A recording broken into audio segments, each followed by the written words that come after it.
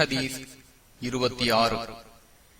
Abu Zayed என்ற சஅத் இப்னு மாலிக் அல் குத்ரி ரலியல்லாஹு அன்ஹு அவர்கள் அறிவிக்கின்றார்கள், மதீனா வாசிகளில் சிலர் நபி ஸல்லல்லாஹு அலைஹி வஸல்லம் அவர்களிடம் உதவி கேட்டார்கள். அவர்களுக்கு நபி ஸல்லல்லாஹு அலைஹி வஸல்லம் அவர்கள் கொடுத்தார்கள். மீண்டும் கேட்டார்கள், அவர்களுக்கு மீண்டும் கொடுத்தார்கள். அவர்களிடம் இருந்தவை காலியாயின. தன் கையில் இருந்த அனைத்தையும் செலவு செய்த நபி ஸல்லல்லாஹு அலைஹி வஸல்லம் அவர்கள் அவர்களிடம்,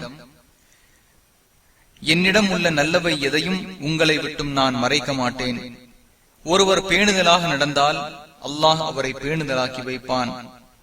ஒருவர் தேவையற்றவராக இருக்க விரும்பினால் அவரை பிறரிடம் தேவையற்றவராக ஆக்கி வைப்பான்.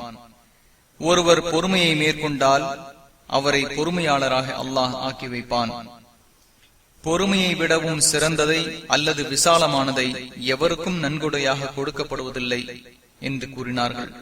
புகாரி 1469, முஸ்லிம் 1053.